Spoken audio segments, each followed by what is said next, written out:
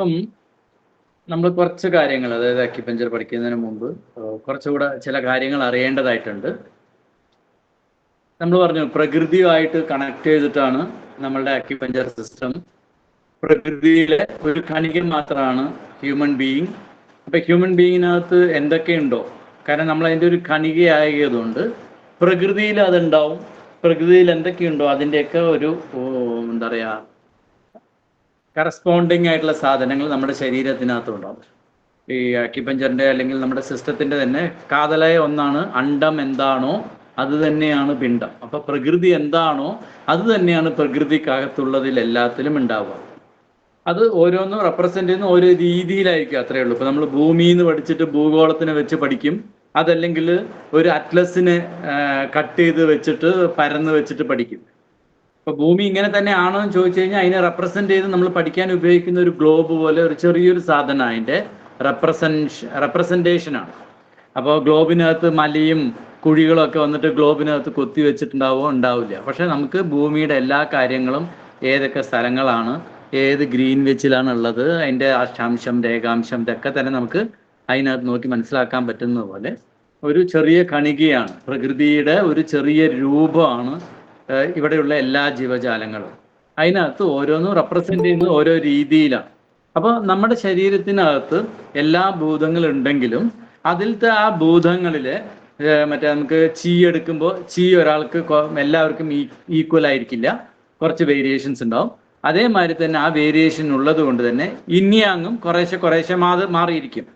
അങ്ങനെ രൂപത്തിലും നമ്മുടെ സ്വഭാവത്തിലും നമ്മുടെ മറ്റേ ശരീരത്തിന്റെ പ്രകൃതിയും ഘടനയും അതേമാതിരി തന്നെ നമുക്ക് വരുന്ന അസുഖങ്ങളും ഇതെല്ലാം വന്നിട്ട് നിറയെ കണക്ഷൻസ് ഉണ്ട് ഒരേ കാലഘട്ടത്തിൽ. അതായത് ഇപ്പോൾ ഒരേ ഒരു മറ്റെന്താ പറയാ,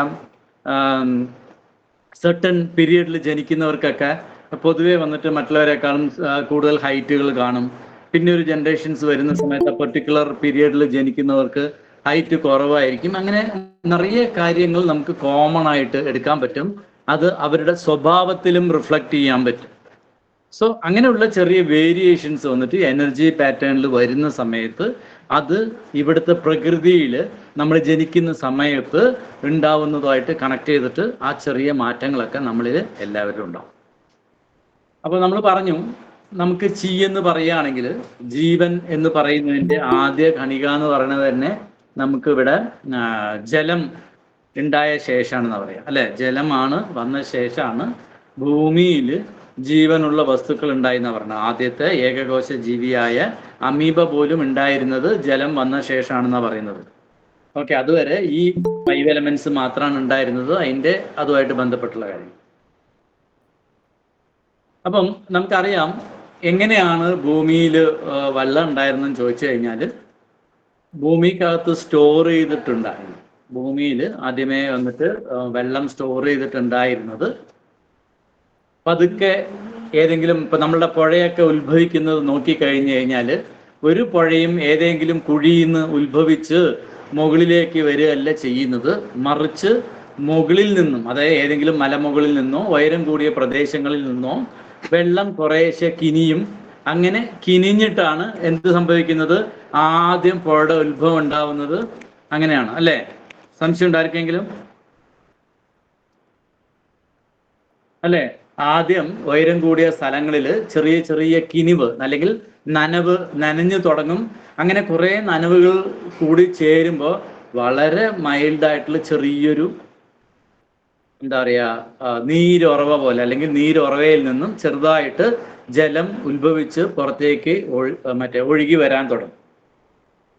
ഇപ്പൊ മഴയൊക്കെ കാലമായതുകൊണ്ട് പല സ്ഥലങ്ങളിലും ഉയരം കൂടിയ വീടുകളും താഴ്ചയുണ്ടെങ്കിൽ ഈ ഉയരം കൂടിയ വീടുകളിലൊക്കെ വന്നിട്ട് കിണറുകൾ ഉണ്ടാവും. ആ കിണറിൽ എക്സസ് വാട്ടർ വരുന്ന സമയത്ത് അത് നമുക്ക് പുറത്തേക്ക് വരുന്നത് നമുക്ക് കാണാൻ പറ്റൂലേ? അതേമാതിരി തന്നെ പുഴ തുടങ്ങുന്നത് എപ്പോഴും ഭൂമിയുടെ അകത്തുനിന്ന് ചെറിയ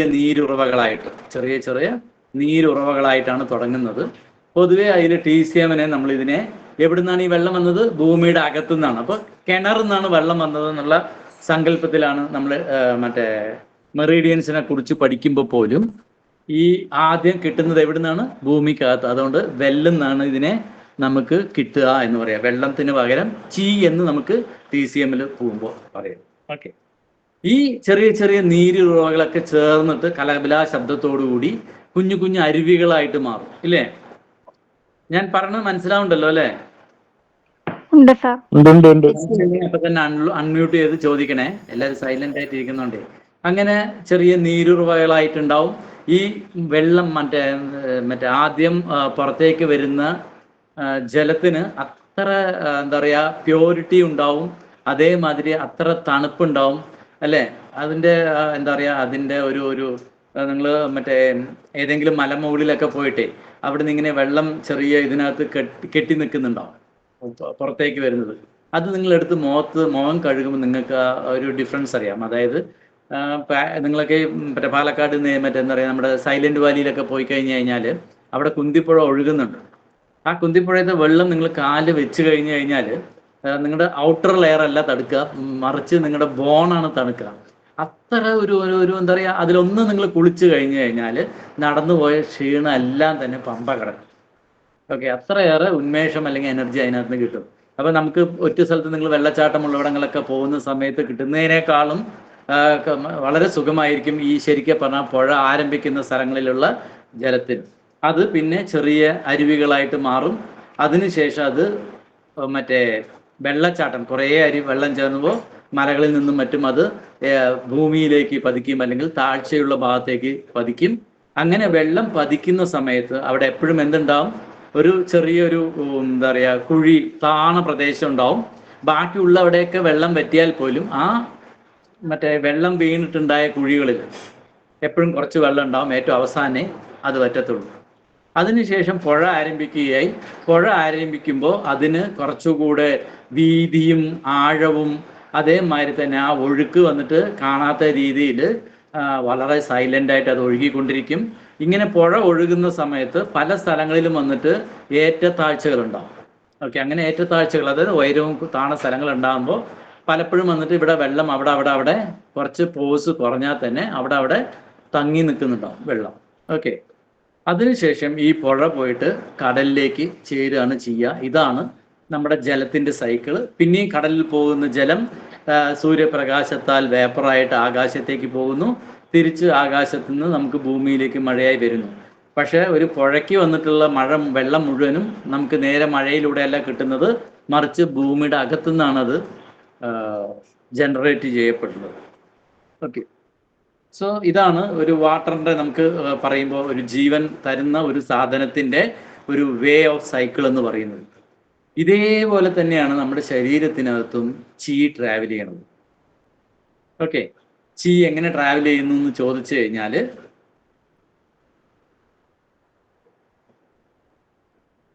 എൻ്റെ കൈകൾ കാണുന്നുണ്ടാവും അല്ലേ?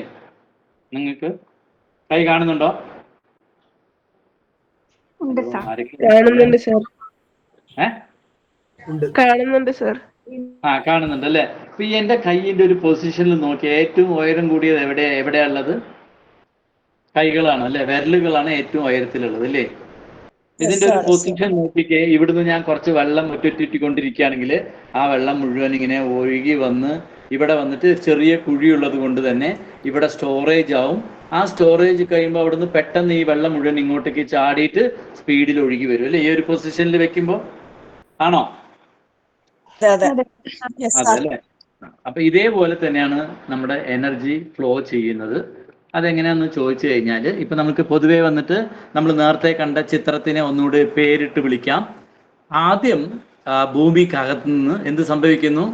ജലം ഉറവയായിട്ട് പുറത്തേക്ക് വരുന്നു. അതിനെ വെൽ അല്ലെങ്കിൽ ജിങ്വെൽ എന്ന് നമുക്ക് വിളിക്കാം. എന്താണ്? എവിടുന്നാണ് തുടങ്ങുന്നത്? ആദ്യം നമുക്കിവിടെ ജലത്തിന് പകരം യുവാൻ ചി എന്ന് പറയാം അല്ലെ? ചെറുപ്പക്കാരനായ ചി അല്ലെങ്കിൽ ചി ആകുന്നതിന് മുമ്പുള്ള ചി, ചെറുപ്പക്കാരൻ എന്നോ എങ്ങനെ വേണമെങ്കിൽ നിങ്ങൾക്ക് മനസ്സിലാകാൻ വേണ്ടി ഉപയോഗിച്ചോളൂ. മറ്റേ ചി എവിടുന്നാണ് വരുന്നത്? ആദ്യം ജിങ്വെൽ എന്ന് അല്ലേ? അതല്ലേ ഞാൻ പറഞ്ഞത്? ജിങ്വെൽ. ഓക്കെ, ജിങ്വെൽ എന്നാണ് ആദ്യം എനർജി നമുക്ക് വരിക. ഈ എനർജി പതുക്കെ പതുക്കെ ആയിട്ട് അരുവിയായിട്ട് മാറും. ഈ അരുവി ആകുന്ന സമയത്ത് എന്താണ് ഇതിന്റെ പ്രത്യേകത ചോദിച്ചു കഴിഞ്ഞാൽ അതിന് കലവല ശബ്ദവും ഫോഴ്സും ഒക്കെ കൂടുതലായിരിക്കും. പക്ഷെ മറ്റേ എന്താ പറയാ, അധികം വെള്ളം ഇല്ലാത്തതുകൊണ്ട് ആ ഫോഴ്സ് നമുക്ക് കംഫർട്ടബിൾ ആയിരിക്കും, അത്രേ ഉള്ളൂ. അപ്പൊ അതിനെ സ്പ്രിംഗ് എന്ന് പറയും. ഇംഗ്ലീഷിൽ പറയുന്ന സമയത്ത് സ്പ്രിംഗ് എന്ന് പറയുന്നത് ഈ നീരുറവയെയാണ് നമുക്ക് പറയുന്നത്. അതിനെ ഇങ് സ്പ്രിംഗ് എന്ന് പറയും. മനസ്സിലാവുണ്ടോ? ആദ്യത്തെ എന്തായിരുന്നു പറഞ്ഞത് നിഖില? ജിങ്വെൽ. ജിങ്വെൽ. സായിദ സെക്കൻഡ് എന്താ? സ്പ്രിംഗ്. എന്ത് സ്പ്രിംഗ്? ഇങ് സ്പ്രിംഗ്. ഓക്കെ.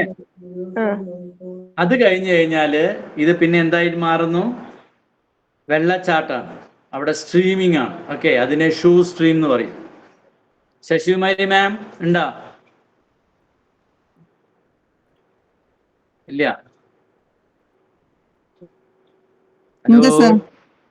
എന്താണ് മൂന്നാമത്തെ പേരെന്താ പറഞ്ഞ? സ്ട്രീം. വെള്ളച്ചാട്ടം. അതായത് വെള്ളച്ചാട്ടത്തിന് തുല്യമായിട്ട് കണക്കാക്കിയാൽ മതി. ഓക്കെ. ജിങ്വെല്ലിൽ നിന്ന് പതുക്കെ എനർജി പ്രൊഡ്യൂസ് ചെയ്ത് വരും. സ്പ്രിംഗ് ആകുന്ന സമയത്ത് കുറച്ചുകൂടി ഫ്ലോയും കൂടും. അത് അവസാനം ഒരു വെള്ളച്ചാട്ടമായിട്ട് മാറുന്നതാണ് ഷൂ സ്ട്രീം. ഷൂ സ്ട്രീം കഴിഞ്ഞ ഉടനെ പുഴ ആരംഭിക്കുകയാണ്. അതിനെ നമ്മൾ എന്ത് പറയും? ജിങ് റിവർ എന്ന് പറയും. ഓക്കെ ആണോ? എന്ത് റിവറാ സർ? ജിങ് റിവർ. ജിങ്വെൽ, ജിങ് റിവർ. ഓക്കെ, റിവർ എന്നുള്ളത്. ആ റിവർ വന്നിട്ട് അവസാനം കടലിൽ പോയി ചേരും. ആ ഭാഗത്തിനെ വന്നിട്ട് നമ്മൾ സീയിലേക്ക് ചേരുന്ന ഭാഗത്തിന് ഹീ സീ എന്ന് പറയും. ഓക്കെ, ഒന്ന് എല്ലാവരും പറയാവോ 5 എന്തൊക്കെയാണെന്ന്? സ്ക്രീനിൽ നിങ്ങൾക്ക് കാണാം. ഫ്രണ്ടിലുള്ള ജിങ്ങുകൾ മാത്രമേ മിസ്സായിട്ടുണ്ടാവുള്ളൂ. ഒന്ന് പറയാവോ ആരെങ്കിലും? ജിങ്വെൽ. In spring. ഓക്കെ.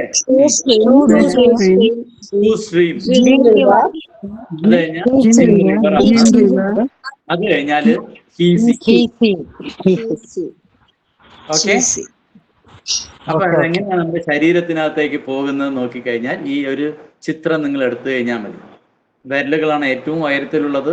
ആ വിരലുകളുടെ നഖത്തിന്റെ അടുത്തിൽ നിന്നും ആദ്യം നമുക്ക് എനർജി എന്ത് സംഭവിക്കുമെന്ന് ചോദിച്ചു കഴിഞ്ഞാൽ പതിയെ സ്റ്റാർട്ട് ചെയ്യാൻ തുടങ്ങും. അതിനെന്തൊക്കെയാണ് പ്രത്യേകത ഉള്ളത് വെച്ച് കഴിഞ്ഞാൽ നല്ല തണുപ്പായിരിക്കും, നല്ല പ്യുവർ ആയിരിക്കും. ഓക്കെ, വളരെ എന്താ പറയുക, ക്ലാരിറ്റി ഉണ്ടാവും. അങ്ങനെയുള്ളതാണ് ആദ്യം വരുന്ന ഭൂമിയിൽ നിന്ന് വരുന്ന ജലമാണെങ്കിലും ശരി, നമ്മുടെ ശരീരത്തിൽ നിന്ന് ഉത്പാദിപ്പിക്കുന്ന ചീക്കാണെങ്കിലും അതിനൊരു പ്രത്യേകതയാണ്. അത് പിന്നീട് എന്ത് സംഭവിക്കുന്നു? അത് പതുക്കെ ഒഴുകി വരുന്നു. കൈയിന്റെ ഉൾവശത്തേക്ക് വരുന്ന സമയത്ത് അതിനെ നമ്മൾ എന്ത് പറയും? സ്പ്രിംഗ് പോയിന്റ്സ് അല്ലെങ്കിൽ ഇങ് സ്പ്രിംഗ് എന്ന് പറയും. ഓക്കെ. അതിനുശേഷം നമ്മളുടെ റിസ്റ്റിന്റെ ഭാഗത്തേക്ക് വരുന്ന സമയത്ത് അവിടെ ഒരു ചാട്ടമാണ്. വെള്ളച്ചാട്ടത്തിന് പറ്റിയ ഒരു നേച്ചറാണ് നമ്മുടെ ശരീരത്തിനുള്ളത്. അങ്ങനെ അവിടെ ഒരു വെള്ളച്ചാട്ടം സംഭവിക്കുന്നത് കൊണ്ട് ഷൂ സ്ട്രീം പോയിന്റ് അവിടെയാണ് വരുന്നത്. റിസ്റ്റിലാണ് നമ്മുടെ ഷൂ സ്ട്രീം വരുന്നത്. ഓക്കെ, അവിടെയാണ് എപ്പോഴും എനർജി കൂടുതൽ സ്റ്റോർ ചെയ്ത് വെച്ചിട്ടുണ്ടാവുക. ഓക്കെ, അതിനുശേഷം അത് പുഴയായിട്ട് മാറും. അപ്പൊ നമ്മുടെ ആം ഏരിയയിൽ വരുന്ന സമയത്ത് എന്താണ് ഇതിനെ പറയാ? റിവർ എന്ന് പറയും, അല്ലെങ്കിൽ റിവർ എന്ന് പറയും. കടൽ എന്ന് പറയുന്നത് കൈമുട്ടിന്റെ അവിടെ നിന്നാണ്. കൈമുട്ടിലേക്ക് വന്ന ശേഷം എനർജി വന്നിട്ട് ഉള്ളിലേക്ക് കൂടുതൽ ഡെപ്തായിട്ടും വൈഡായിട്ടും ഇറങ്ങും. അതിനെ ഹീ സീ പോയിന്റ് എന്ന് പറയും. പുതിയ ആളുകൾക്ക് വല്ലവർക്കും സംശയമുണ്ടോ? ഇല്ല സർ. പഴയ ആളുകൾക്ക് സംശയമുണ്ടോ? അപ്പോൾ നമ്മുടെ എനർജി ഫ്ലോ, അതായത് യുവാൻ ചി എന്ന് പറയുന്നത് നമ്മുടെ ഈ ജിങ്വെല്ലിൽ നിന്ന് തുടങ്ങി ഹീസിയിലൂടെയാണ് ശരീരത്തിനകത്തേക്ക് പോകുന്നത്. ഓക്കെ, സോ ഇത് നമ്മൾ ഫണ്ടമെന്റലി അറിഞ്ഞു വെക്കണം. അപ്പോൾ നിങ്ങൾക്കൊരു സംശയം വരാം, സാർ കയ്യിൽ പറഞ്ഞു കാലിലും എങ്ങനെയാണെന്ന് ചോദിച്ചു കഴിഞ്ഞാൽ കയ്യിൽ പറയാനുള്ള എളുപ്പത്തിന് വേണ്ടിയിട്ട്. കാരണം പണ്ട് നമ്മൾ വന്നിട്ട് എന്താ പറയുക 4 കാലിൽ തന്നെയാണ് നടന്നിട്ടുണ്ടായിരുന്നാണ് പറയുന്നത്. അപ്പോൾ നമുക്ക് എളുപ്പം മനസ്സിലാക്കാൻ കാലിനകത്തേക്ക് നമ്മുടെ കയ്യിനെ കുറച്ച് വലിപ്പത്തിൽ നമ്മൾ ഇത്രയും ഭാരം താങ്ങാനുള്ള രീതിയിലേക്ക് മാറുമ്പോൾ കാലക്രമേണ മാറ്റം വന്നു എന്നൊക്കെയാണ് സയൻസ് പറയുന്നത്, അല്ലെങ്കിൽ ഇതിനെക്കുറിച്ച് റിസർച്ച് ചെയ്യുന്നവർ പറയുന്നത്. അതുകൊണ്ട് തന്നെ നമ്മൾ ശ്രദ്ധിച്ചു കഴിഞ്ഞാൽ അറിയാം, ബോണിന്റെ സ്ട്രക്ചറും മറ്റുമൊക്കെ കയ്യിലും കാലിലും ഒക്കെ ഏകദേശം ഒരേപോലെ തന്നെയാണ്. കൈയിൻ്റെ ആമിൽ വരുന്ന പോലെ തന്നെ 2 ബോൺ തന്നെയാണ് കാലിലും ഒക്കെ ഉള്ളത്. പക്ഷെ നമ്മളുടെ മറ്റെന്താ പറയാ ഈ നമ്മുടെ ഈ മാറ്റങ്ങൾക്ക് കാലക്രമേണയുള്ള മാറ്റങ്ങൾക്ക് അനുസരിച്ചിട്ട് നമ്മൾ ഇത്രയും ബോഡി താങ്ങാൻ വേണ്ടിയിട്ട് ഈ വിരലുകളും കാലുകളൊക്കെ കുറച്ച് എലാങ്ങായിട്ട് ആയതുകൊണ്ട് കയ്യിൽ നമുക്ക് കുറച്ചുകൂടി കംഫർട്ടബിൾ ആയിട്ട് നമുക്ക് പറയാൻ പറ്റുന്നുണ്ട്. കയ്യിനെ എടുക്കുന്നു, ഏകദേശം ഇതേപോലെ തന്നെയാണ് കാലിലും വരിക. നമ്മൾക്ക് കാലിലെ മെറീഡിയൻസ് ഒക്കെ നോക്കി കഴിയുമ്പോൾ അത് മനസ്സിലാകും. എളുപ്പത്തിൽ മനസ്സിലാക്കാനുള്ള ഒരു ഉദാഹരണം നമ്മൾ എടുത്തു എന്ന് മാത്രം. ഓക്കെ, സോ ഇതിന് ഈ പ്രധാനപ്പെട്ട നമ്മളിപ്പോൾ 5 കാര്യങ്ങളാണ് പറഞ്ഞത്. ഒന്ന് ജിങ് വെൽ എന്ന് പറഞ്ഞു, പിന്നെ ഇങ് സ്പ്രിങ് എന്ന് പറഞ്ഞു, പിന്നെ ഷൂ സ്ട്രീം എന്ന് പറഞ്ഞു, ജിങ് റിവർ എന്ന് പറഞ്ഞു, ഹീ സീ എന്ന് പറഞ്ഞു, ഇല്ലേ? അപ്പൊ ഈ 5 പ്രധാനമായിട്ട് എവിടെയാ വരുന്നത് വെച്ചാല് കൈകളിലാണെങ്കിൽ കൈമുട്ടിന് താഴെയും കാലുകളിലാണെങ്കിൽ കാൽമുട്ടിന് താഴെയായിട്ട് വരുന്നുണ്ട്. ഈ 5 വന്നിട്ട് എല്ലാത്തിനും ഇമ്പോർട്ടൻസ് ഉണ്ടെങ്കിലും നമ്മൾ ഇപ്പൊ ക്ലാസ്സിലെ കുട്ടികൾ അല്ലെങ്കിൽ നമ്മുടെ വീട്ടിൽ നമ്മൾ എപ്പോഴും പറയാറില്ല നമ്മൾ എല്ലാവരെയും ഒരേപോലെയാണ് കാണുന്നത്. അങ്ങനെയൊക്കെ പറയുകയാണെങ്കിൽ പോലും നമ്മൾ അങ്ങനെ ഒരേപോലെ കാണില്ല. അപ്പം നിങ്ങൾ തന്നെ പഠിക്കുന്ന സമയത്ത് എല്ലാ ടീച്ചേഴ്സും നിങ്ങൾക്ക് തുല്യമായിട്ടാണ് പഠിപ്പിച്ചു തരുന്നതെങ്കിലും നിങ്ങൾക്ക് ഏതെങ്കിലും ഒരു ടീച്ചറിനോട് കുറച്ച് കൂടുതൽ സ്നേഹം ഉണ്ടാവും, അല്ലെങ്കിൽ ഒന്നിൽ കൂടുതൽ ടീച്ചറോട്. അപ്പോൾ അവർക്ക് നിങ്ങൾ ചിലപ്പോൾ എന്തെങ്കിലും സ്പെഷ്യലായിട്ട് മറ്റേ കൊടുക്കാനും മറ്റൊക്കെ ഒരു താല്പര്യം കൂടുതൽ ഉണ്ടാവും, ഇല്ലേ? ഉണ്ടാവാറില്ലേ? അതേമാതിരി കുട്ടികൾ എല്ലാവരും ടീച്ചർമാർക്ക് തുല്യരാണെങ്കിൽ പോലും ചില കുട്ടികളോട് ടീച്ചർക്ക് കുറച്ച് കൂടുതൽ എന്താ പറയുക ഒരു സ്നേഹം തോന്നും. അതേപോലെ തന്നെ മക്കൾ കുറേ പേരുണ്ടെങ്കിലും നമുക്ക് എല്ലാവരും ഒരേപോലെ തന്നെയാണ് എന്നിരുന്നാൽ പോലും നമുക്ക് ഏതെങ്കിലും ഒരു കുട്ടിയോട് സ്വല്പം കൂടുതൽ വാത്സല്യം ഉണ്ടാവും. അത് അവർ നമ്മളോട് പെരുമാറുന്നതിലോ എന്തെങ്കിലും ഒരു കാരണമായിരിക്കും, ഇല്ലേ? സോ അതേമാതിരി തന്നെ ഈ 5 പോയിന്റ്സ് വളരെയേറെ പ്രാധാന്യമാണ്. നമ്മൾ ആദ്യം പഠിക്കാൻ പോകുന്നത് ഈ ഓരോ മെറീഡിയനിലെയും പ്രധാനപ്പെട്ട 5 പോയിന്റുകളാണ്. അതിനെ 5 ഷൂ പോയിന്റ്സ് എന്നും അല്ലെങ്കിൽ ട്രാൻസ്പോർട്ടിംഗ് പോയിന്റ്സ് എന്നൊക്കെ വിളിക്കും. ഓക്കെ, അപ്പൊ ബാക്കിയുള്ളത് ഇമ്പോർട്ടൻസ് ഉണ്ടോ ഇല്ലയോ? ബാക്കിയുള്ളതിനുണ്ട്. നമ്മൾ അങ്ങനെ ഗ്രൂപ്പിംഗ് ചെയ്യുന്ന സമയത്ത് ഈ 5 ഓരോ മെറീഡിയനിലും 5 പറയുമ്പോൾ 12 മറ്റേ മെറീഡിയൻ ഓർഗനാണുള്ളത്. 12 കൂടി 15 60 പോയിന്റിനെ 60 ട്രാൻസ്പോർട്ടിംഗ് പോയിന്റ്സ് എന്ന് പറയും. ഓക്കെ, ഈ 60 പോയിന്റ് എന്തുകൊണ്ടാണ് കൈമുട്ടിന് താഴെയും കാൽമുട്ടിന് താഴെയും തന്നിരിക്കണമെന്ന് ചോദിച്ചു കഴിഞ്ഞാൽ നമ്മൾ മനുഷ്യനുണ്ടായ സമയത്ത് തന്നെ നമ്മൾ ഈ എന്താ പറയുക സോക്സ് ഇട്ട് ഷൂ ഇട്ട് മറ്റേ നമ്മുടെ സ്കിന്നൊന്നും കാണാത്ത രീതിയിൽ ജീൻസ് ഇട്ട് അതിൻ്റെ മുകളിൽ ടോപ്പ് ഇട്ട് അത് കഴിഞ്ഞ ശേഷം കയ്യിനകത്തൊക്കെ ഒരു ഗ്ലൗസും ഇട്ട് വിരലുകളും കാണാതെ മുഖം കാണാതെ മറ്റേ നമ്മളൊരു ഡ്രസ് കോഡിനകത്തായിട്ടല്ല നമ്മൾ ജനിച്ചു വന്നത്. ഈ തുണിയൊക്കെ കണ്ടുപിടിച്ച് കാലങ്ങൾക്ക് ശേഷമാണ് നമ്മൾ ഈ ഡ്രസ്സിങ് പാറ്റേൺ ഒക്കെ ഉണ്ടായിരുന്നത്. പണ്ട് കാലത്തൊക്കെ വന്നിട്ട് ഇന്നത്തെ ആദിവാസികൾ എങ്ങനെ നടന്നിരുന്നു അതിനേക്കാളും മോശമായിട്ട് തന്നെയാണ് നമ്മൾ നടന്നുകൊണ്ടിരുന്നത്.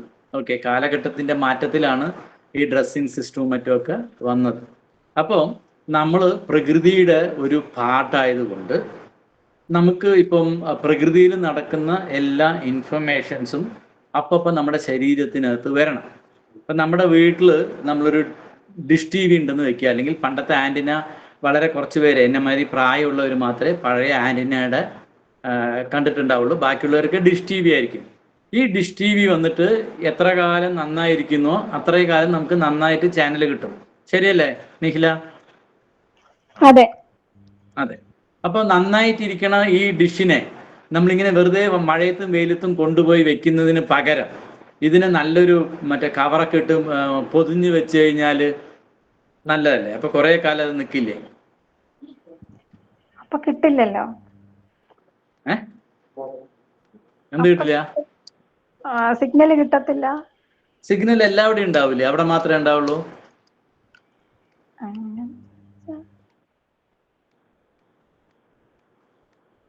നിങ്ങളുടെ മൊബൈല് നിങ്ങൾ പോയി നിൽക്കുന്ന എല്ലാ സിഗ്നല് വായിലൂടെയാണ് വരുന്നത്. എന്നാലും എല്ലാ സ്ഥലത്തും കറക്റ്റായി കിട്ടുന്നുണ്ടോ? ഇല്ല, റേഞ്ചുള്ളിടത്തേ കിട്ടുള്ളൂ. റേഞ്ച് ഉള്ളിടത്തേ. അതേമാതിരി ഈ മറ്റേ ഈ ഡിഷ് ടി വി പൊതിഞ്ഞു വെച്ച് കഴിഞ്ഞാൽ അതിന് ആഗീകരണ ശേഷി ഉണ്ടാവില്ല. ഓക്കെ, ആഗീകരണം ഉണ്ടെങ്കിൽ മാത്രമേ നമുക്ക് ടി വിയിലേക്ക് വേണ്ട ഇൻഫർമേഷൻസ് അത് കൊടുക്കുകയും നിങ്ങൾ വെക്കുന്ന ചാനൽ കറക്റ്റായിട്ട് കിട്ടുകയുള്ളൂ. അതേമാതിരി നമ്മുടെ പ്രകൃതിയിൽ കാലാവസ്ഥകളൊക്കെ എപ്പോഴും മാറ്റം വന്നുകൊണ്ടേയിരിക്കും. ഇങ്ങനെ മാറ്റം വന്നുകൊണ്ടിരിക്കുന്ന സമയത്ത് പ്രകൃതി വന്നിട്ട് തണുത്തിട്ടുണ്ടോ, കാറ്റാണോ, ചൂടാണോ എന്നൊക്കെ നമ്മുടെ ശരീരത്തിനകത്ത് അറിഞ്ഞാൽ മാത്രമേ, നമ്മുടെ ശരീരം 24 മണിക്കൂറും നോൺ സ്റ്റോപ്പായിട്ട് ഒരുപാട് പണി നടന്നുകൊണ്ടിരിക്കുന്നുണ്ട്. ഓക്കെ, നമ്മുടെ ശരീരം അത്ര എന്താ പറയുക കംഫർട്ടബിൾ ആയിട്ടും ഒരു ഒരു ഒരു മിറാക്കിൾ എന്ന് പറയാം. കാരണം നമ്മുടെ ഹാർട്ട്, ഈ കുഞ്ഞ് ഹാർട്ട് ഓരോ പ്രാവശ്യം അമർത്തി നിവർത്തുന്ന സമയത്ത് ഈ ബ്ലഡ് ഇവിടെ നിന്നും കാലാണെങ്കിൽ കാലിലെ ഏറ്റവും അറ്റം വരെയും തലയുടെ ഏറ്റവും അറ്റം വരെയും പോകണം. അത് കഴിഞ്ഞ് അത് വികസിക്കുന്ന സമയത്ത് ഇവിടെ നിന്നുള്ള ബ്ലഡ് അവിടേക്ക് എത്തണം, ഇതിനകത്തേക്ക് സെല്ലിൽ നിന്ന് കമ്മ്യൂണിക്കേഷൻ ചെയ്യണം. ഇതെല്ലാം ചെയ്യുമ്പോൾ ശരീരത്തിനകത്ത് ഭയങ്കരമായിട്ട് ശബ്ദം ഉണ്ടാവും. ഓക്കെ, ഭയങ്കര ശബ്ദമാണ്. അതേമാതിരി തന്നെ ഈ ബ്ലഡൊക്കെ പോകുന്ന സമയത്ത് ശബ്ദം ഉണ്ടാവണം. ഇതൊന്നും വെളിയിലേക്ക് അറിയുകയോ നമുക്ക് പോലെയോ അറിയില്ല.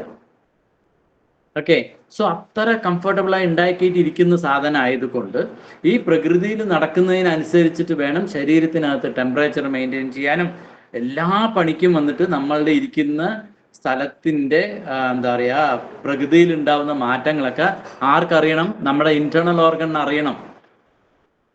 അപ്പൊ ഇന്റേണൽ ഓർഗണിന് നേരിട്ട് കണക്ഷൻ ഇല്ല. അതിനുള്ള കണക്ഷൻസ് ആണ് എന്തൊക്കെയാണ് ചോദിച്ചു കഴിഞ്ഞാൽ നമ്മുടെ സ്കിന്ന്, അതേമാതിരി തന്നെ പഞ്ചേന്ദ്രിയങ്ങൾ.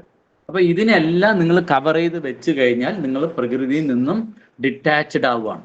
അപ്പൊ അതിനുള്ള എന്താ കുഴപ്പം സാർ? എനിക്കിപ്പോൾ കുഴപ്പമൊന്നുമില്ലല്ലോ എന്ന് പറഞ്ഞു കഴിഞ്ഞാൽ എന്ത് സംഭവിക്കുന്നു ചോദിച്ചു കഴിഞ്ഞാൽ, ഈ കൈമുട്ടും കാൽമുട്ടിനും താഴെയുള്ള ഭാഗങ്ങൾ പ്രകൃതിയുമായിട്ട് അറ്റാച്ച്മെന്റ് ആയിരിക്കുന്ന സമയത്ത് പ്രകൃതി ഒരു തണുപ്പ് കാലം വരികയാണെങ്കിൽ ആ ഇൻറ്റിമേഷൻസ് ആദ്യം ഈ ട്രാൻസ്പോർട്ടിംഗ് പോയിന്റിൽ കിട്ടും. അപ്പോൾ അത് ബോഡിയിലേക്ക് കമ്മ്യൂണിക്കേറ്റ് ചെയ്യും. പ്രകൃതി തണുത്തിട്ടാണ്, അതുകൊണ്ട് നിങ്ങളുടെ ശരീരത്തിനകത്ത് ചൂട് ആവശ്യാനുസരണം ഇൻക്രീസ് ചെയ്തോളൂ എന്നുള്ളൊരു മെസ്സേജ് പോകും. ഓക്കെ, നമുക്ക് കംഫർട്ടബിൾ ആയിട്ട് ഇരിക്കാൻ പറ്റും. അതേ സമയത്ത് ഇനി ചൂടാണ് വരുന്നതെന്ന് പറഞ്ഞു കഴിഞ്ഞാൽ ബോഡിയിലെ ഇന്റേണൽ ഹീറ്റിനെ കുറയ്ക്കാനുള്ള ഇൻഫർമേഷൻ കറക്റ്റായിട്ട് വർക്ക് ചെയ്യും, സിഗ്നൽ പ്രോപ്പർ ആണെങ്കിൽ. അതേമാതിരി മഴക്കാലാണെങ്കിൽ ആ ഇൻഫർമേഷൻ പോവും. കാറ്റുകാലാണെങ്കിൽ ഈ ഓരോ പ്രകൃതിക്കും ഈ 5 എലമെന്റിൽ മാറുന്നതൊക്കെ അപ്പോൾ നമ്മുടെ ശരീരത്തിനകത്തേക്ക് പ്രോപ്പറായിട്ട് പോകുകയും അതിനനുസരിച്ച് ഇന്റേണൽ മെക്കാനിസം പ്രോപ്പറായിട്ട് വയ്ക്കുകയും ചെയ്യുന്ന സമയത്ത് ഓട്ടോമാറ്റിക്കലി വന്നിട്ട് രോഗപ്രതിരോധ ശേഷി നമ്മുടെ കൂടും. എന്താ കാരണം വെച്ചാൽ വരുന്നതിന് മുമ്പേ തന്നെ ഇവിടെ പ്രിപ്പയർഡായി ഇല്ലേ? ഇപ്പൊ നിങ്ങളൊരു കുപ്പിയിൽ ഫ്ലാസ്കിൽ തന്നെ നല്ല ചുടുവെള്ളം ഒഴിച്ചു, എന്നിട്ട് ആ ചുടുവെള്ളം മാറ്റിയിട്ട് പെട്ടെന്ന് തണുത്ത വെള്ളം ഒഴിച്ചാൽ എന്ത് സംഭവിക്കും? ഫ്ലാസ്കിന് പൊട്ടും ഇല്ലേ? സൗണ്ട് വല്ലാതെ കുറഞ്ഞ പോലെ തോന്നുന്നു സാർ. അതേ സൗണ്ട് കുറഞ്ഞ പോലെ തോന്നുന്നു. എന്റെ ഫോണിന്റെ പ്രശ്നമാണ് ആയിരിക്കും. ഞാൻ എൻ്റെ വോയിസ് പല ആൾക്കാരും പറയുന്നത് സാർ കുറച്ച് പതുക്കെ സംസാരിക്കൂ, ഓൺലൈനിലല്ലേ എന്നാണ് പറയാറ്. അതേമാതിരി സൗണ്ട് ഉണ്ടാകും സാർ, പെട്ടെന്ന് കുറഞ്ഞതേ. അതെ, ഓക്കെ ഓക്കെ, ഞാൻ കറക്റ്റായിട്ട് പൊസിഷനിൽ തന്നെയാണ്. ഓക്കെ, അപ്പം ഞാൻ പറഞ്ഞു വന്നത് എവിടെയാണ്? ഫ്ലാസ്ക് ആണെങ്കിൽ ഗ്ലാസ് ആയതുകൊണ്ട് പൊട്ടും. അതിന് പകരം നമ്മൾക്ക് പ്ലാസ്റ്റിക് കുപ്പിയിൽ ഒഴിച്ചു കഴിഞ്ഞാലും ഇതെല്ലാം മാറ്റം സംഭവിക്കുന്നുണ്ട്. പക്ഷെ ആ ടെമ്പറേച്ചർ കൂടുതലായി കഴിഞ്ഞാൽ മാത്രമേ അറിയുള്ളൂ. അതല്ലെങ്കിൽ എല്ലാം അതിനകത്ത് ഡീജനറേഷൻ നടന്നുകൊണ്ടിരിക്കും. അപ്പോൾ നമുക്ക് വന്നിട്ട് പ്രകൃതിയുമായിട്ട് അതേപോലെ തന്നെയാണ് നമ്മൾ കാറിലൊക്കെ ട്രാവൽ ചെയ്യുന്ന സമയത്ത് AC ട്രാവൽ ചെയ്യും. വേനൽക്കാലത്ത് നമ്മൾ ശരിക്കും പറഞ്ഞാൽ വണ്ടി നിർത്തി ഉടനെ തന്നെ പുറത്തേക്ക് ഇറങ്ങുന്ന സമയത്ത് നമ്മുടെ ശരീരത്തിനകത്ത് ഒരു ഓർഗണിനാണ് ഏറ്റവും കൂടുതൽ ലോഡ് വരിക. പെട്ടെന്ന് നിങ്ങൾ തണുപ്പിലേക്കും പിന്നെ ചൂടിലേക്കും മാറി മാറി വരുന്ന സമയത്ത് നമ്മുടെ ശരീരത്തിൽ ഏറ്റവും കൂടുതൽ ലോഡ് അല്ലെങ്കിൽ ടെൻഷൻ ആവുന്ന ഒരു ഓർഗൺ എന്ന് പറയുന്നത് കിഡ്നിയാണ്. മനസ്സിലായോ? കാരണം ടെമ്പറേച്ചർ നമ്മുടെ ബോഡി മെയിൻറ്റെയിൻ ചെയ്യുന്ന സമയത്ത് ഈ ഹീറ്റ് വളരെയേറെ ലോഡ് കൊടുക്കുന്നത് കിഡ്നിക്കാണ് കൊടുക്കുക. കിഡ്നിയാണ് നിങ്ങളുടെ ഓവറായിട്ട് സ്ട്രഗിൾ ചെയ്യുക. അപ്പം നമ്മളുടെ ഈ ഭാഗങ്ങൾ TCM പ്രകാരം പ്രകൃതിയുമായിട്ട് എന്തുണ്ടാവണം? ഇടയ്ക്കിടയ്ക്ക് കോണ്ടാക്ട്സിൽ ഉണ്ടാവണം. പണ്ട് കാലത്ത് ആൾക്കാരൊക്കെ അങ്ങനത്തെ ഡ്രസ്സിങ് ആയിരുന്നു എല്ലാവരും ചെയ്തുകൊണ്ടിരുന്നത്. മേ ബി അതുകൊണ്ടൊക്കെ ആയിരിക്കാം അവർക്ക്, നമ്മളിപ്പോൾ ഫുഡിനെ മാത്രമാണ് പറയാറ് നാച്ചുറൽ ഫുഡ്. അതുകൊണ്ടാണ് പണ്ടത്തെ ആളുകൾക്ക് എന്താ പറയുക ലൈഫ് കൂടുതലും നമുക്ക് ഇപ്പോൾ കുറഞ്ഞു വരുന്നത് എന്നുള്ളത്. ഇമ്മ്യൂണിറ്റി ഒക്കെ കുറയുന്നതിൻ്റെ പ്രധാനപ്പെട്ട റീസൺ വന്നിട്ട് നമ്മളുടെ ഈ ഇൻഫർമേഷൻ സിസ്റ്റം പ്രോപ്പർ അല്ലാത്തത് കൊണ്ട് തന്നെയാണ്. അതിൻ്റെ ഇടയിൽ നമ്മൾ ലൈഫ് സ്റ്റൈലും ഫുഡ് സ്റ്റൈലും എല്ലാം കൂടി മാറ്റുമ്പോൾ നമ്മൾക്ക് ഡ്രാസ്റ്റിക് ആയിട്ട് അതിൻ്റെ ബുദ്ധിമുട്ടുകൾ അനുഭവപ്പെടുന്നു. ഓക്കെ, സോ ഈ 5 ട്രാൻസ്പോർട്ടിംഗ് പോയിന്റിൻ്റെ പ്രയോറിറ്റി അതാണ്. ഇതിലാണ് നമുക്ക് വന്നിട്ട് ബോഡിക്ക് പ്രയർ ഇൻഫർമേഷൻസ് ഒക്കെ പോണത്. അതുകൊണ്ടാണ് ഈ ഒരു ട്രാൻസ്പോർട്ടിംഗ് പോയിന്റ്സിൻ്റെ പ്രയോറിറ്റിയാണ്. അപ്പോൾ ഓരോന്നിനും ഇപ്പം നമ്മുടെ നാക്കിൽ ടേസ്റ്റ് മൊത്തത്തിൽ എല്ലാം കൂടെ മിക്സ് ചെയ്ത് വെച്ചാൽ മതി. എന്നിരുന്നാൽ പോലും ഇന്ന ഭാഗത്ത് മധുരം, ഇന്ന ഭാഗത്ത് മറ്റേ എന്താ പറയുക എരിവ്, ഇന്ന ഭാഗത്ത് ഉപ്പ് എന്ന് പറഞ്ഞിട്ട് നമ്മുടെ ശരീരത്തിനകത്ത് നാക്കിൽ സ്പ്ലിറ്റ് ചെയ്ത് വെച്ചിട്ടുണ്ട്. എൻ്റെ നാക്കിൽ എല്ലാത്തിനും മിക്സ് ചെയ്ത് വെച്ചാൽ പോരെ. പണ്ടൊക്കെ വന്നിട്ട് ഈ ഡെക്കറേഷൻ ലൈറ്റ് വെക്കാറുണ്ട് അമ്പലങ്ങളിലോ അല്ലെങ്കിൽ ഫംഗ്ഷൻ നടക്കുന്ന സമയത്ത്. ചുവപ്പിന് തനിയെ, മഞ്ഞയ്ക്ക് തനിയെ, വെള്ളയ്ക്ക് തനിയാണ്. ഇന്ന് കാലത്താണെങ്കിൽ ഒറ്റ ബൾബ് തന്നെ ഏകദേശം 1000 ചില്ലറ കളേഴ്സ് വരുന്ന ഒരു മോഡുലേഷൻ ഉണ്ടായിരുന്നു. അങ്ങനെ വെച്ചാൽ പണ്ട് തന്നെ ഇതെല്ലാം മിക്സ് ചെയ്ത് വെച്ചതാണെങ്കിൽ എല്ലാ സ്ഥലത്തും നമുക്ക് മറ്റേ എല്ലാ ടേസ്റ്റും അറിയാൻ പറ്റുമായിരുന്നില്ലേ? ഇല്ലേ? ദൈവം എന്തുകൊണ്ടാണ് അങ്ങനെ ഒരു ജനറേഷൻ തന്നെ ഇന്നത്തെ ഭാഗത്തേക്ക്? അതിനൊക്കെ ഓരോ കാരണങ്ങളുണ്ട്. സോ അതേമാതിരി തന്നെ ഈ മറ്റേ ട്രാൻസ്പോർട്ടിംഗ് പോയിന്റ്സ് ഒക്കെ വന്നിട്ട് കൈമുട്ടുകളുടെ താഴെ തരാനും കാൽമുട്ടുകൾ താഴെ തരുന്നതും ഒന്ന് ഫയറിനെ പെട്ടെന്ന് സെൻസ് ചെയ്യും, ഒന്ന് വെള്ളത്തിന് സെൻസ് ചെയ്യും, ഒന്ന് ഡ്രൈനെസ്സിന് സെൻസ് ചെയ്യും. ഇത് ബോഡിക്ക് ഇൻഫർമേഷൻ കൊടുക്കുന്ന സമയത്ത് ഈ ക്ലൈമറ്റ് ചേഞ്ച് നമുക്ക് പെട്ടെന്ന് അഡാപ്റ്റ് ചെയ്യാൻ പറ്റും. ഓക്കെ, കൂടുതൽ പറഞ്ഞാൽ കോൺട്രവേഴ്സിയാണ്. ഇതുവരെയുള്ള കാര്യങ്ങൾ എന്തെങ്കിലും മനസ്സിലായോ? എന്തെങ്കിലും സംശയമുണ്ടോ?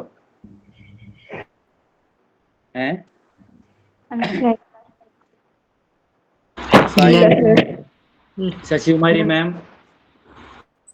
ഇല്ല സർ, മനസ്സിലായി. ഒന്നും മനസ്സിലായില്ല? മനസ്സിലായി സർ. മനസ്സിലായി. അതെ, വല്ലാതെ ശ്രദ്ധിക്കേണ്ടി വരികയാണ് ശബ്ദം വല്ലാതെ കുറഞ്ഞപ്പോഴേ. ശബ്ദം അവിടെ ആയിരിക്കും പ്രശ്നം, ഇവിടെയല്ല. ബാക്കിയുള്ളവർക്കൊന്നും ആ ബുദ്ധിമുട്ടില്ല. ശരി സർ. ക്ലിയർ ആണ് സർ. ഓക്കെ, വേറെ ആർക്കെങ്കിലും എന്തെങ്കിലും സംശയം ഉണ്ടോ? നമുക്ക് അടുത്ത സെഗ്മെന്റിലേക്ക് പോകാനാണ്.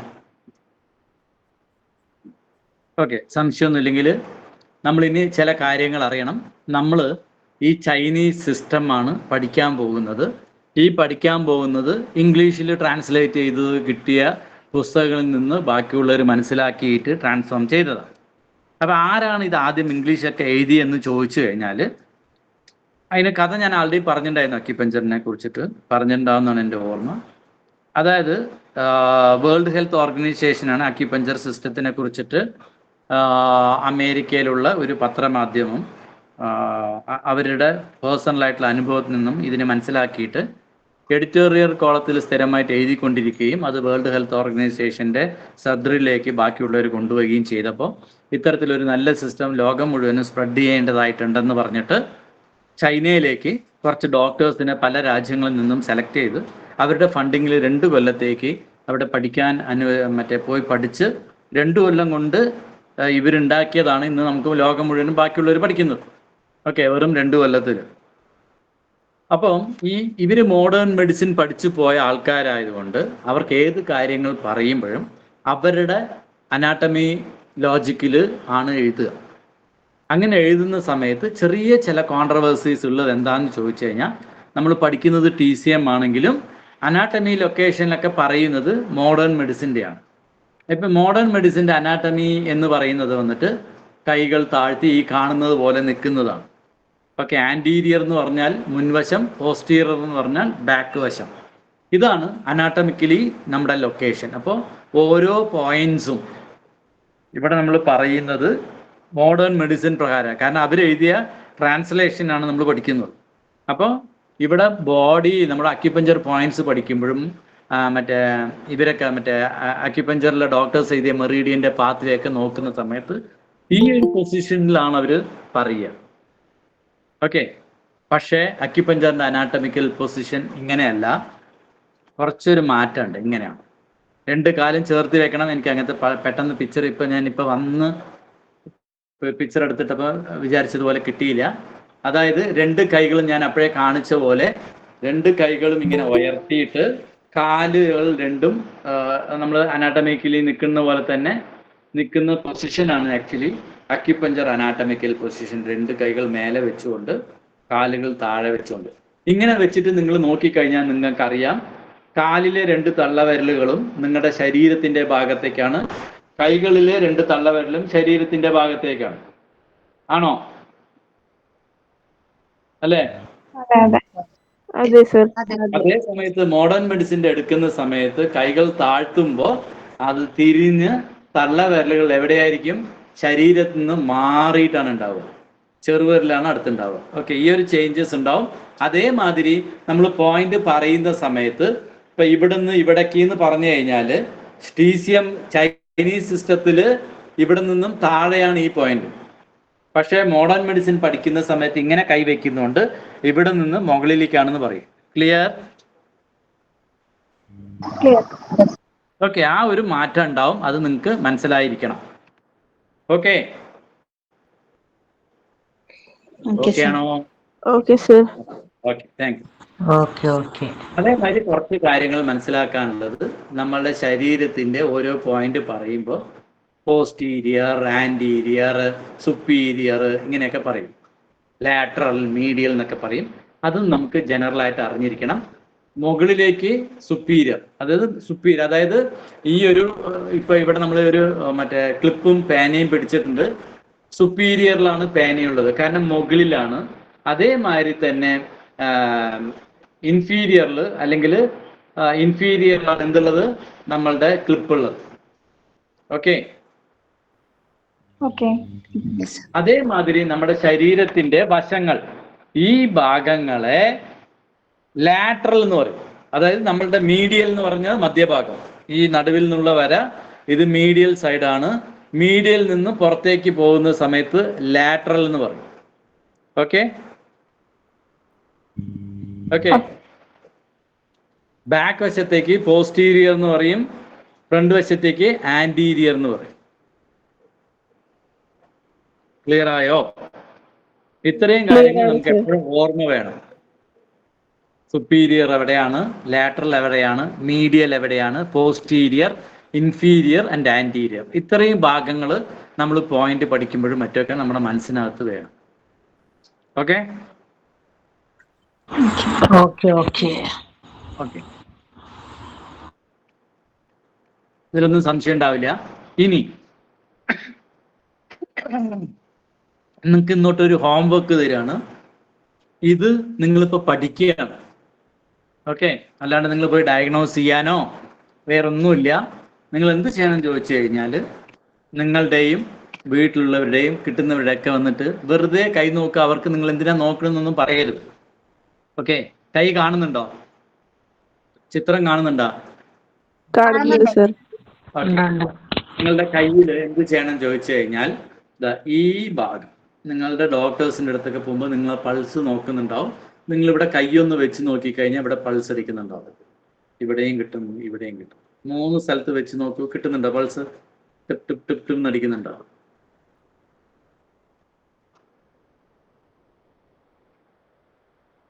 കിട്ടിയോ?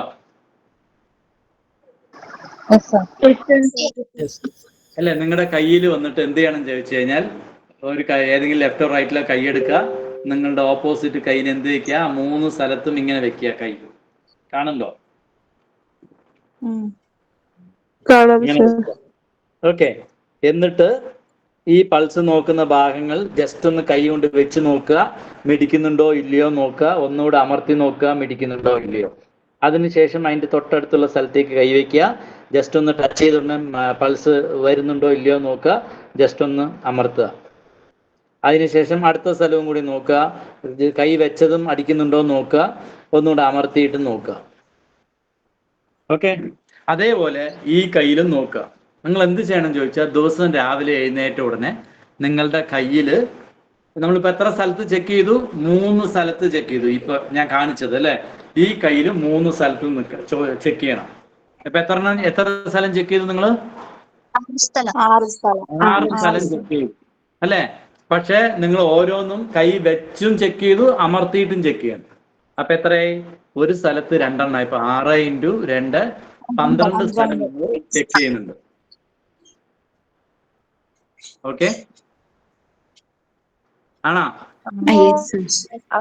നിങ്ങൾക്ക് എന്താ പരിപാടി ചോദിച്ചു കഴിഞ്ഞാൽ, പുതിയ ആളുകൾ നിങ്ങളുടെ പൾസ് നോക്കുക. പറ്റുമെങ്കിൽ വീട്ടിലുള്ളവരുടെ, നിങ്ങൾ ഇത് എന്തിനാണ് നോക്കുന്നതെന്ന് അറിയാവോ? അവരുടെ ഓർഗൺ. ഇപ്പോൾ നിങ്ങൾ നോക്കാൻ തുടങ്ങിയ ഉടനെ ഇപ്പൊ ഇതിനകത്ത് ചിത്രമൊക്കെ കാണുന്നുണ്ടാവും. നിങ്ങൾ സ്ക്രീൻഷോട്ടൊക്കെ എടുത്തിട്ട് ലങ്ങിന്റെ സ്ഥലത്ത് പൾസ് കിട്ടിയില്ലെങ്കിൽ അവർക്ക് ലങ്ങില്ല അല്ലെങ്കിൽ റങ് വർക്ക് ചെയ്യണില്ല എന്നൊന്നും പറയരുത്. ഓക്കെ, നമ്മൾ പൾസിലൂടെ നോക്കുന്നത് ആ ഓരോ ഓർഗണിനും ഫങ്ഷനാലിറ്റി എത്ര പെർഫെക്റ്റ് ആയിട്ട് ചെയ്യുന്നുണ്ടെന്ന് അറിയാൻ വേണ്ടി മാത്രം. ഓക്കെ, ഇത് മാത്രമല്ല നോക്കേണ്ടത്, ഒരുപാട് കാര്യങ്ങളുണ്ട്. കൈരേഖ ശാസ്ത്രം പഠിക്കാൻ പോകുമ്പോൾ ഇത് ആയുർരേഖയാണ് എന്ന് പറഞ്ഞു തരും. ഇപ്പോൾ വീട്ടിൽ പോകുമ്പോൾ ഒരാളുടെ ഇത്രയേ ഉണ്ടാവുള്ളൂ, അയ്യോ ഇയാളുടെ ആയുസ് പകുതിയേ ഉള്ളൂ എന്ന് പറയരുത്. കുറെ കാര്യങ്ങളെ കൺസിഡർ ചെയ്തിട്ടാണ് ഇത് മനസ്സിലാക്കുക. അപ്പൊ പ്രൈമ ഫൈസി ഇത് ജസ്റ്റ് നിങ്ങൾ എന്ത് ചെയ്യണമെന്ന് വെച്ചാൽ ഈ സ്ക്രീൻഷോട്ട് എടുക്കുക, നിങ്ങൾ ദിവസം പൾസ് നോക്കുക. എന്തിനു വേണ്ടിയിട്ടാണെന്ന് വെച്ചാൽ ആദ്യം നിങ്ങൾക്ക് ഈ സെൻസ് വരണം, ഈ വിരലുകളിലേക്കൊക്കെ സെൻസ് വരണമെങ്കിൽ ഇത് നോക്കി മനസ്സിലാക്കണം. പൾസ് നോക്കുന്ന സമയത്ത് ഏകദേശം 1 മിനിറ്റിൽ എത്ര മിടിക്കുന്നുണ്ട്, അതെങ്ങനെയാണ് മിടിക്കുന്നത് എന്നുള്ളത് മാത്രം അറിയാൻ ശ്രമിക്കൂ. ഇതൊക്കെ ഇങ്ങനെ 1 ഡേ ക്ലാസ്സിലോ അല്ലെങ്കിൽ നേരിട്ടുള്ള ഒരു ദിവസം ക്ലാസ്സിലോ മനസ്സിലാക്കേണ്ട കാര്യമല്ല. സ്റ്റിൽ നിങ്ങൾ എന്താ പറയാ, എപ്പോഴെങ്കിലും എന്തെങ്കിലുമൊക്കെ കാണുമ്പോൾ എന്താണെന്നൊന്നും അറിയാതിരിക്കേണ്ട. അത് മാത്രമല്ല, നിങ്ങൾ എപ്പോഴെങ്കിലും പഠിക്കുന്ന സമയത്ത് പൾസിന്റെ ഋതവും അതിന്റെ ഇതൊക്കെ കണ്ടുപിടിക്കുന്നത് എങ്ങനെയാന്നുള്ളതിന് ഒരു സീഡ് ഞാൻ തന്നു എന്ന് മാത്രം. ഓക്കെ, മോഡേൺ മെഡിസിൻ ആൾക്കാരും ഇതേ സ്ഥലത്ത് പൾസ് നോക്കും. അവർ മെയിനായിട്ട് ചെക്ക് ചെയ്യുക ഹാർട്ടിന്റെ ബീറ്റ് പ്രോപ്പർ ആണോ, കൂടുതലാണോ, കുറവാണോ എന്ന് അറിയാനാണ്. അതേ സമയത്ത് ആയുർവേദക്കാർ നോക്കുന്നത് വാദം, പിത്തം, കഫമാണ്. അതേമാതിരി ഹോമിയോപ്പതിക്കാർ നോക്കും ഇതേ സ്ഥലം. അവരുടെ ടെർമിനോളജി എനിക്കറിയില്ല. ആരെങ്കിലും ഇവിടെ ഹോമിയോ ഡോക്ടേഴ്സ് ഉണ്ടോ? ക്ലാസ്സിലുണ്ടല്ലോ ആരോ? എന്താ മാം ഇവിടെ നിങ്ങൾ നോക്കുന്നത്? സോറ, സൈക്കോസിസ്, സിഫിലിസ്. വേണ്ട, അത് കേട്ടില്ല. അപ്പൊ അതെന്തോ അതെന്റെ മനസ്സിനകത്ത് നിൽക്കത്തില്ല. ഓക്കെ, പല പ്രാവശ്യം കേട്ടാൽ. അതേമാതിരി തന്നെ ശ്രീ രവിശങ്കറിന്റെ മെഡിക്കൽ, ഇപ്പൊ അങ്ങനെ അധികം കാണുന്നില്ല, പണ്ടുണ്ടായിരുന്നു. നിങ്ങൾ അവിടെ പോയി കഴിഞ്ഞാൽ ഇതേ സ്ഥലത്ത് അവർ പൾസ് നോക്കിയിട്ട് നിങ്ങളുടെ ക്യാരക്ടറിനാണ് ഡിസൈഡ് ചെയ്യുക. വെദർ യു ആർ മറ്റേ എന്താ പറയാ, മറ്റേ മാനേജറിയൽ കപ്പാസിറ്റി ഉള്ള ആളാണോ, അതോ വർക്ക്മാൻ കപ്പാസിറ്റി ആണോ, ലീഡർഷിപ്പ് കപ്പാസിറ്റി ആണോ എന്നൊക്കെയാണ് അവർ നോക്കുക. എന്നിട്ടാണ് അവര് മറ്റേ നിങ്ങൾക്ക് ഏത് മരുന്നാണ് വേണ്ടതെന്ന് പ്രിസ്ക്രൈബ് ആവും. ഇതെല്ലാം നോക്കുന്നത് ഒരേ സ്ഥലത്ത് തന്നെയാണ്. അതെങ്ങനെയാണ് സാർ? ഈ ഒരേ സ്ഥലത്ത് ഓരോരുത്തരും ഓരോന്ന് നോക്കാൻ പറ്റുമോ? പ്രാക്ടിക്കലി വിശ്വസിക്കാൻ പറ്റുമോ?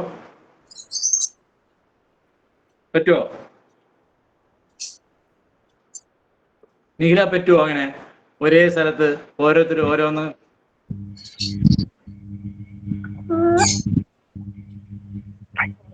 ഞാൻ പറഞ്ഞു എന്ന് പറഞ്ഞ് പറയരുത്, ഞാൻ തിരിച്ച് ചോദ്യം ചോദിക്കും. പറയാമോ? ചെയ്യാൻ പറ്റുമോ ഇല്ലയോ എന്നുള്ളത് നിങ്ങളുടെ ഒരു കോമൺ സെൻസിൽ പറയാൻ പറ്റുമോ? ഒരാൾ ഇവിടെ ക്യാരക്ടർ നോക്കി പറയണു, ഒരാൾ വാദം പിത്തം പറയണു, ഒരാൾ വന്നിട്ട് അക്യുപഞ്ചറുകാർ പറഞ്ഞു ഇതിന് ഞങ്ങൾ ഓർഗണിനെയാണ് നോക്കണം എന്ന് പറയണു. ഒരേ സ്ഥലത്ത് തന്നെ ലങ്ങിനെയും ലാർജ് ഇൻറ്റസ്റ്റൈനെയും സ്പ്ലീനിനെയും സ്റ്റൊമക്കിനെയും നോക്കണു. മറ്റേ ഹോമിയോക്കാർ വേറെ എന്തോ വായിൽ കൂടി പറയാൻ പറ്റാത്ത പേര് പറയണു. ഇസ് ഇറ്റ് ഹാർട്ട് മറ്റേ എന്താ പറയാ, അലോപ്പതിക്കാർ പറഞ്ഞു ഞങ്ങൾ ഹാർട്ട് ബീറ്റാണ് നോക്കുന്നത്. നിങ്ങൾ നോക്കുന്നത് ഒരേ ആർട്ടറിയിലാണ് നോക്കുന്നത്. അതെങ്ങനെയാണ് വേറെ വേറെ സ്ഥലങ്ങൾ കാണാൻ പറ്റുക? Which one will you believe, Nikhila? അങ്ങനെ ചോദിച്ചാ അറിയില്ല. അറിയണല്ലോ, എന്തെങ്കിലും ഒരു ഉത്തരം പറയണല്ലോ. നോക്കാൻ പറ്റില്ല സാർ, പറ്റും സാർ, രണ്ടിലേതെങ്കിലും ഒന്ന് പറയല്ലോ. പറ്റുന്നാണ് എന്റെ അഭിപ്രായം. പറ്റുന്നാണ് അഭിപ്രായം. പറ്റും. അതിനൊരു ഉദാഹരണം പറയാൻ പറ്റുമോ? ഉദാഹരണം എന്ന് പറഞ്ഞാല്, അല്ല, നിങ്ങൾ അക്യുപഞ്ചർ പഠിച്ചതല്ലേ മുജീബായി? കുറച്ച് പഠിച്ചിക്കണേ. പഠിച്ചവർക്കല്ല, ഈ ചോദ്യം പഠിക്കാത്തവർക്കാണ്. ഓക്കെ. അപ്പൊ നിഖില പറയും പറ്റില്ല എന്ന് പറയും. ശരിയല്ലേ നിഖില? അതല്ലേ ശരി? അത് ഓരോ സിസ്റ്റത്തെ ഡിപ്പെൻഡ് ചെയ്തിരിക്കത്തില്ല. ഇപ്പൊ പൾസ് നോക്കുന്നു, അപ്പൊ പൾസ് കിട്ടുന്നുണ്ടല്ലോ. അതേ തന്നെയല്ലേ ഡോക്ടേഴ്സ് പറയണത്. ഒരേ ആർട്ടറിയാണത്, വേറെ വേറെ സ്ഥലമല്ല, ഒരേ ആർട്ടറിയിലല്ലേ നോക്കണം. അപ്പൊ ഒരേ ആർട്ടറിയില് രണ്ട് സ്ഥലത്ത് രണ്ട് മറ്റേ ഇപ്പൊ മറ്റേ ആയുർവേദക്കാർ നോക്കുന്നത് വേറെ, ഹോമിയോ നോക്കുന്നത് വേറെ, അക്യുപഞ്ചറുകാർ നോക്കുന്നത് വേറെ, സിംഗിൾ അക്യുപഞ്ചറുകാർ നോക്കുന്നത് വേറെ, പിന്നെ ശ്രീ രവിശങ്കർ നോക്കുന്നത് വേറെ, മോഡേൺ മെഡിസിൻകാർ നോക്കുന്നത് വേറെ, പിന്നെ ചില ആൾക്കാർ ബ്ലോക്ക് കണ്ടുപിടിക്കാൻ വേണ്ടി നോക്കുന്ന ആളുകൾ വേറെ. ഇപ്പൊ തന്നെ എനിക്ക് അറിഞ്ഞിട്ട് ഒരേ സ്ഥലം. അതുകൊണ്ടാണോ? പറ്റും? ഒരേ സ്ഥലത്ത് 7 എണ്ണം കിട്ടുമോ നമുക്ക്? കോമൺ സെൻസിൽ ആലോചിച്ച് പറയാം. കോമൺ സെൻസിൽ പറയുകയാണെങ്കിൽ ഇല്ല. പറ്റില്ല. ശരിയല്ലേ? അതെ. അതാണ് നിങ്ങൾ പറയേണ്ടത്. അത് തന്നെയാണ്. നിങ്ങൾക്ക് അറിയത്തില്ലല്ലോ അതെങ്ങനെയാണ് ഒരേ സ്ഥലത്ത് ഇത്രയും കിട്ടാന്ന് ചോദിച്ചു കഴിഞ്ഞാൽ. നിങ്ങൾ മൊബൈൽ ഉപയോഗിക്കണ്ടോ നിഖില? എന്തോ? മൊബൈൽ ഉപയോഗിക്കാറുണ്ടല്ലോ, സ്മാർട്ട് ഫോൺ. ഉണ്ട്. ആ സാധനത്തില് ഇപ്പൊ ഒരേ സ്ഥലത്ത് ക്ലിക്ക് ചെയ്ത് കഴിഞ്ഞാൽ എല്ലാ സമയത്തും ഒരേ സാധനമാണ് വർക്ക് ചെയ്യുക? അല്ല, പലതാ. ഓരോ സ്ക്രീനിനും പലതാണ്. അപ്പോ അതേപോലെ തന്നെയാണ് ഒരേ സ്ഥലത്താണ് നമ്മൾ ഇതൊക്കെ നോക്കുന്നതെങ്കിലും നിങ്ങളുടെ നോളേജ് ഏതിനകത്താണോ നിങ്ങൾ സ്പെഷ്യലൈസ് ചെയ്തിരിക്കുന്നത് അത് നിങ്ങൾക്ക് അവിടെ വായിക്കാൻ പറ്റും. ഓക്കെ, അതാണ് അതിൻ്റെ ഒരു പ്രത്യേകത. ഇപ്പോ ഫേസ് റീഡിംഗ് എന്ന് പറയുന്നതിൽ കുറേ കാര്യങ്ങൾ നമുക്ക് വായിക്കാൻ പറ്റും. ഫേസ് റീഡിംഗ് പ്രകാരം നിങ്ങളുടെ ഓർഗൻസിന് ഏതൊക്കെ ഇംബാലൻസ് ഉണ്ടെന്ന് മനസ്സിലാക്കുന്ന ചില ആളുകളുണ്ട്. ചില ആളുകൾ നിങ്ങളുടെ ക്യാരക്ടർ മനസ്സിലാക്കും നിങ്ങളുടെ ഫേസിന്റെ ഷേപ്പ് വെച്ചിട്ട്. അത് കേട്ടിട്ടില്ലേ? ഇല്ല. എന്താ അത്? കേട്ടിട്ടില്ല. ഫേസ് കണ്ടു കഴിഞ്ഞാൽ ഒരാളുടെ ക്യാരക്ടർ മനസ്സിലാക്കാൻ പറ്റും. അത് ഓവൽ ഷേപ്പ് ആണോ, റൗണ്ട് ഷേപ്പ് ആണോ, സ്ക്വയർ ഷേപ്പ് ആണോ, കണ്ണിന്റെ മറ്റേ കണ്ണിന്റെ ആകൃതി എങ്ങനെയാണ്, മൂക്കിന്റെ ആകൃതി എങ്ങനെയാണ്, ഇത് നോക്കിയിട്ട് ആ വ്യക്തിയെ മനസ്സിലാക്കാൻ പറ്റും. അവരുടെ ചുണ്ടിന്റെ ആകൃതിയൊക്കെ നോക്കിയിട്ട് നിങ്ങൾക്ക് മനസ്സിലാക്കാൻ പറ്റും. നിങ്ങൾ സ്മൈൽ ചെയ്യുന്ന സമയത്ത് നിങ്ങളുടെ ഫേസിൽ വരുന്ന ആ കർവേച്ചർ, മറ്റേ ചുണ്ടിന്റെ കർവേച്ചർ വെച്ചിട്ട് ആ വ്യക്തിയെ മനസ്സിലാക്കാൻ പറ്റും. അതേമാതിരി തന്നെ ഫേസ് റീഡിങ് ഡിസീസ് വൈസ് കണ്ടുപിടിക്കുന്ന ആൾക്കാരാണെങ്കിൽ മുഖം കണ്ടു കഴിഞ്ഞാൽ ഇവർക്ക് എവിടെയൊക്കെയാണ് ബുദ്ധിമുട്ടുകൾ എന്നുള്ളത് മനസ്സിലാക്കാൻ പറ്റും. So the software which you are dealing, നിങ്ങൾ ഏത് സോഫ്റ്റ്വെയർ ആണോ നിങ്ങൾ ഉപയോഗിക്കുന്നത് അതിനനുസരിച്ച് നിങ്ങളുടെ മൊബൈൽ വർക്ക് ചെയ്യുന്നത് പോലെ തന്നെ നിങ്ങൾ ഏതിനകത്ത് സ്പെഷ്യലൈസ് ചെയ്യണോ അത് നിങ്ങൾക്ക് അവിടെ റീഡ് ചെയ്യാൻ പറ്റും. ഓക്കെ ആണോ? അത്രേ ഉള്ളൂ. ഇപ്പോ നിഖിലെടുത്ത് പെട്ടെന്ന് നിഖിൽ ഐഫോൺ ആണോ ഉപയോഗിക്കുന്നത്? അല്ലല്ലോ. അല്ല, സാംസങ്ങോ ഏതെങ്കിലും ഒരു റിയൽമിയോ റെഡ്മിയോ ആയിരിക്കും. നിങ്ങൾക്ക് ഒരു ഐഫോൺ കൊണ്ടുവന്നു കഴിഞ്ഞാൽ ഇപ്പൊ നിങ്ങൾ ഉപയോഗിക്കുന്ന അതേ കംഫർട്ടബിലിറ്റി ഉപയോഗിക്കാൻ എത്ര ദിവസമാവും? അപ്പൊ തന്നെ കിട്ടുമോ? 2 സ്മാർട്ട് ഫോൺ പറ്റുമോ? പറ്റില്ല അല്ലേ? അതിന് 1-2 ദിവസം അല്ലെങ്കിൽ ഒരാഴ്ചയോ സമയം എടുക്കും. എങ്കിലേ മനസ്സിലാവുള്ളൂ. കാരണം അതിന്റെ സ്വിച്ചസും ഓപ്പറേറ്റിംഗ് സിസ്റ്റം ഒക്കെ വേറെ ഉള്ളത് കൊണ്ട്. അതേപോലെ തന്നെ ഇതെല്ലാം ഒരു ഓപ്പറേറ്റിംഗ് സിസ്റ്റം ആണ്. The system which you learn, അത് നിങ്ങൾ ഏതിന് മാസ്റ്റർ ആവണോ നിങ്ങൾക്ക് അത് അവിടെ മനസ്സിലാക്കാൻ പറ്റും. അതുകൊണ്ടാണ് ശ്രീ രവിശങ്കേഴ്സ് ഡോക്ടേഴ്സ് അവിടെ തൊട്ടിട്ട് നിങ്ങളുടെ ക്യാരക്ടർ മനസ്സിലാക്കുന്നതും ആയുർവേദക്കാര് ഇവിടെ തൊട്ടിട്ട് തന്നെ വാദം പിത്തം കഫം നോക്കുന്നതും അക്യുപഞ്ചറുകാർ 12 ഓർഗണിനെ മനസ്സിലാക്കുന്നതും സിംഗിൾ പൾസുകാർ ഒറ്റ സ്ഥലത്ത് വെച്ചുകൊണ്ട് തന്നെ ഒന്നിൽ കൂടുതൽ ഡിസീസ് ഏതൊക്കെയാണ് എഫക്റ്റ് ആയിരിക്കണം എന്നുള്ളത് മനസ്സിലാക്കുന്നതും അതേപോലെ തന്നെ ഹോമിയോക്കാർ വേറെ സിസ്റ്റം നോക്കുന്നതും ഹാർട്ടിലത്തെ ആൾക്കാർ മറ്റേ അലോപ്പതിക്കാർ ഹാർട്ടിന്റെ ബീറ്റ് നോക്കുന്നതൊക്കെ അവർ ഏത് സോഫ്റ്റ്വെയറിൽ എക്സ്പേർട്ട് ആണോ ആ സോഫ്റ്റ്വെയർ ആണ് അവിടെ വർക്ക് ചെയ്യുക. ക്ലിയർ? എങ്ങനെയാണോ നിങ്ങൾ മൊബൈൽ ഉപയോഗിക്കുന്നത് അതേപോലെ തന്നെയാണ് ഒരു മൊബൈലിൽ ആദ്യം തൊട്ട സ്ഥലത്ത് അടുത്ത സ്ക്രീൻ വരുന്ന സമയത്ത് അതേ ഫങ്ഷനാലിറ്റി അല്ല വരിക, വേറൊരു ഫങ്ഷനാലിറ്റിയാണ് വരുന്നത്. തൊടുന്ന സ്ഥലം ഒന്ന് തന്നെയാണ്. ഇല്ല, ഇപ്പൊക്കെ നിങ്ങൾ മറ്റേ എന്താ പറയാ പെട്രോൾ ബങ്കിലൊക്കെ കാർഡ് കൊണ്ട് പോയി കഴിഞ്ഞു കഴിഞ്ഞാൽ ഇപ്പൊക്കെ പുതിയ സിസ്റ്റത്തിൽ ഈ കീപാഡിൽ വന്നിട്ട് 1 2 3 4 ഓർഡറിലല്ല ഉണ്ടാവുക. പലതും ഓരോ സമയത്ത് ഓപ്പൺ ചെയ്യുമ്പോഴും വിർച്വൽ കീബോർഡിലാണെങ്കിൽ ഒരിക്കൽ 1 ഉണ്ടായിരുന്ന സ്ഥലത്ത് അടുത്ത പ്രാവശ്യം 2 ആയിരിക്കും അല്ലെങ്കിൽ 9 ആയിരിക്കും. ഇല്ലേ? കണ്ടിട്ടില്ല അങ്ങനത്തെ വിർച്വൽ കീബോർഡ്?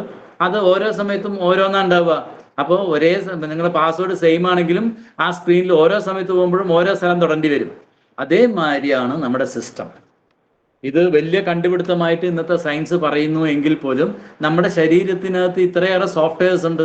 ഇതൊക്കെ നമ്മൾ ആൾറെഡി ചെയ്തുകൊണ്ടിരിക്കുന്നതാണ്. പക്ഷെ നമ്മൾ അത് കാണുമ്പോഴാണ് എന്തോ ഒരു വലിയ കാര്യം. അതിനേക്കാളും മിറാക്കിളായിട്ടാണ് നമ്മുടെ ശരീരത്തിനകത്ത് ഇത് വർക്ക് ചെയ്യുന്നത്. മനസ്സിലാവുണ്ടോ?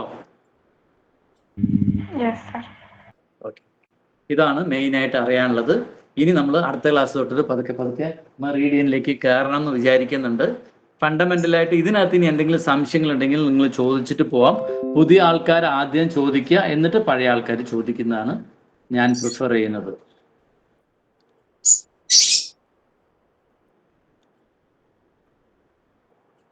ഓക്കെ.